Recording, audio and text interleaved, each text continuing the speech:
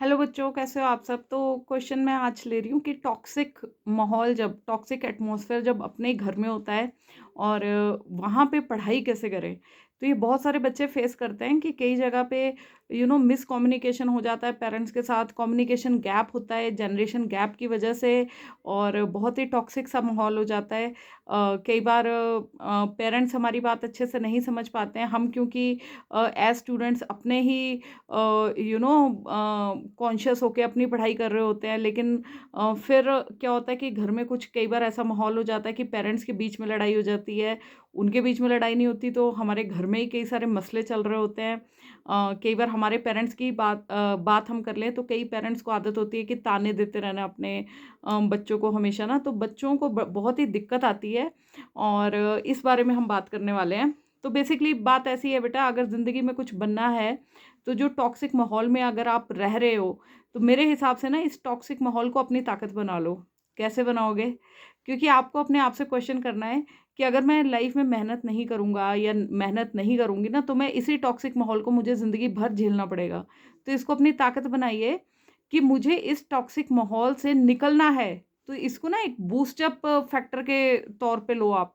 तो जब कभी भी घर का माहौल टॉक्सिक हो जाएगा या एटमॉस्फेयर टॉक्सिक हो जाएगा या लड़ाइयाँ हो रही हैं या वो वाइब्स मैच नहीं कर रही हैं या कम्युनिकेशन गैप्स आ रहे हैं ना, तो वहाँ से ना आराम से निकल गए अपना। एक आपने सुना होगा कि जब भी गुस्से में हो तो गिनती कर लेनी चाहिए उल्टी, 100 से लेके, और धीरे धीरे करनी चाहिए, 100, 99, 98, है ना। तो कई अगर ये भी नहीं करना है तो उस टाइम जब बहुत ही ज़्यादा गुस्सा आया हुआ है, सबसे पहला तो ये मैंने जैसे गिनती का बताया, ये नहीं करना है तो अपना ना फेवरेट कोई भी कॉमेडी जो भी आपको पसंद हो, कोई सीरीज़ आपको पसंद हो, इंटेंस नहीं देखनी है, ज़्यादा इमोशनल वाली सीरीज़ नहीं देखनी है, कि जिससे आप थोड़ा-सा ना फ्रेश फ़ील करो, ठीक है? तो वो 1 घंटे के लिए आप देख सकते हो, कोई आप अच्छी बुक पढ़ सकते हो मोटिवेशन वाली, या फिर एक आप मेडिटेशन कर सकते हो, क्योंकि वो गुस्सा कहीं न कहीं उस टाइम के लिए तो निकालना ही है। या फिर लंबी वॉक के लिए आप जा सकते हो, एक्सरसाइज़ करना अच्छा लगता है तो फिर वो कर सकते हो। अगर किसी फ्रेंड से बात करने का मन कर रहा है तो यू हैव टू उस टाइम तो आपको अपनी वो चीज़ें ना आपको अपने अंदर से बाहर निकालना बहुत ही ज़रूरी है, ठीक है? अदरवाइज़ आपको अंदर ही अंदर आप बहुत ज़्यादा कुढ़ जाओगे जिसको बोलते हैं, ठीक है? तो इसके बाद क्या चीज़ें रहती हैं कि आपको ना फिर जब मन एक बार शांत हो जाता है ना, फिर आप उसी जब भी पढ़ने बैठोगे तो आपको मतलब एक्स्ट्रा आधा घंटा ये सोच के पढ़ना है कि भैया मैं अगर बन के कुछ नहीं निकला तो वापस इसी माहौल में रहना पड़ेगा, ठीक है? और अगर मैं कुछ बन के निकल गया यहाँ से, तो मैं अपने हिसाब से अपनी लाइफ जी सकता हूँ, है ना? तो बेसिकली उस जो टॉक्सिक माहौल में आप रह रहे हो उसको अपनी ताकत बनाना सीखो, उसी को बार-बार अपने माइंड में वो करो कि भैया ये इट्स लाइक डू और डाई सिचुएशन, कि अगर नहीं पढ़ूँगा नहीं होगा, कैसे नहीं होगा? मेरे को उन बंदों में जाना ही है कि जिनका होना है। सफलता हाथ ज़रूर लगेगी एक ना एक दिन, लेकिन साथ में ये भी प्रिपेयर्ड रहना है कि बाई चांस अगर फेलियर भी मिल जाता है ना लाइफ में, तो आपका एक प्लान भी, जैसे हर वीडियो में मैं कहती हूँ, वो ज़रूर रेडी रहना चाहिए कि वैसे तो होना ही चाहिए, हम उसके लिए एफर्ट मार ही रहे हैं, बट बाई चांस नहीं होता है तो निराश नहीं होना है, प्लान बी की तरफ वर्क करना है या फिर दोबारा से मेहनत करनी है।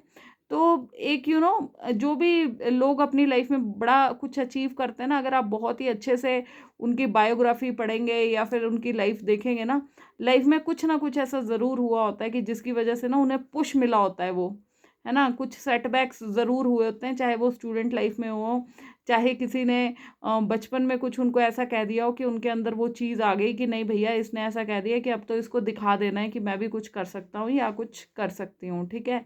तो वो चीज़ें जो होती है ना, हमें उस टाइम वेंट आउट जो उस बंदे के सामने नहीं करनी है, बट वो हमें एक्शन से अपना प्रूफ करना है ना? और ऐसा कुछ नहीं है, मतलब एक बड़ी पुरानी कहावत है कि कौन कहता है आसमान में छेद नहीं हो सकता? कौन कहता है आसमान में छेद नहीं हो सकता? एक पत्थर तो तबीयत से उछालो यारो। तो नथिंग इज़ इम्पॉसिबल।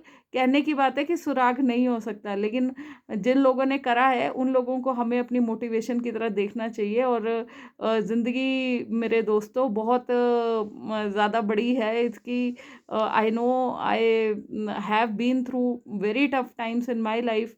तो that's why I know student life में क्या क्या प्रॉब्लम्स चल रही होती हैं, और हमें ना उस टाइम सिर्फ एक मोटिवेशन की ज़रूरत होती है। सही मोटिवेशन मिल जाए ना, तो और अगर आपको पता चल जाए कि आप में इमेंस इमेंस और लिमिटलेस पोटेंशियल है, अगर आप उसको सही जगह लगा दोगे ना, तो ज़िंदगी में ज़रूर कुछ ना कुछ अच्छा कर लोगे, चाहे वो पढ़ाई का क्षेत्र हो, चाहे वो खेल-कूद का क्षेत्र हो, स्पोर्ट्स हो, है ना? तो it's just like that, you have to go on, keep working hard and one day you will definitely achieve your dreams, है ना? एक कहावत भी है कि हाँ भई, when the going gets tough, then you have to then कुछ ऐसा है, मतलब ना, मैं भूल रही हूँ, किसी को याद हो तो प्लीज़ डाल देना। When the going gets tough, the tough gets going, yes. When the going gets tough, the tough gets going. इसका क्या मतलब है कि जब आगे चलना मुश्किल हो जाता है, तो जो टफेस्ट ऑफ द टफ बंदा होगा ना, वो ही आगे चल पाएगा। ठीक है? तो ये थी सेइंग जो मैं भूल रही थी। और इन्हीं शुभकामनाओं के साथ आप सब बच्चे अपनी लाइफ में बहुत अच्छा करें, अपने ड्रीम्स को, अपने पैशन को ज़रूर फॉलो करिए। खुद से एक बार सेल्फ अवलोकन करिए, सेल्फ मोटिवेशनल वीडियोस देखिए। ऐसा कोई काम नहीं है बच्चों ज़िंदगी में जो कि अचीव नहीं हो सकता है। अगर बाकी लोग कर सकते हैं ना, आप लोग भी कर सकते हो। और मैं ये उन बच्चों के लिए भी कहना चाहूँगी कि जो हार्डली कई बार ना वो पास हो पाते हैं, तो बट एक 12th फेल करके मूवी भी आई हुई है कि जिसमें एक आईपीएस ऑफिसर ने अपना ड्रीम लास्ट अटेम्प्ट में उन्होंने अचीव करा था। बट वही बात है कि जब एक बार कामयाब हो जाते हैं ना, तो वो सारे फेलियर्स को आप एक एग्जाम्पल की तरह देखते हो। और उनका अगर आप इंटरव्यू पढ़ेंगे या देखेंगे, तो उनका यही कहना था कि किसी ने पूछा भी था कि लास्ट अटेम्प्ट था, अगर नहीं होता तो क्या करते आप?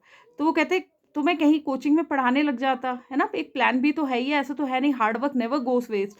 जो नॉलेज है आपको, वो अगर आप नहीं उस ड्रीम को अचीव कर पाए, तो कोई और कर लेगा, है ना? और मैं आपको एक असली बात बताती हूँ कि जो कोचिंग इंस्टीट्यूशंस है ना, जो कई हमारे आईएएस ऑफिसर्स, आईपीएस ऑफिसर्स, इन्होंने अपनी नौकरी छोड़ने के बाद अपने कोचिंग इंस्टीट्यूशंस खोले हैं। इनका भी तो माइंडसेट था ना, सर्विसेज में गए।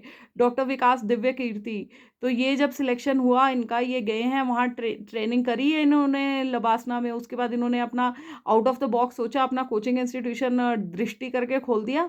तो ये आउट ऑफ द बॉक्स सोच थी ना। अब कई आईएएस वो हर साल बना देते हैं, और वो अपना ओहदा देखिए उनका कितना बड़ा है कि एक आईएएस जितना कमाई करता होगा या वो करता होगा, वो सारे उनके जाके पाँव छूते हैं, जो भी उनके छात्र रहे हैं, स्टूडेंट्स रहे हैं।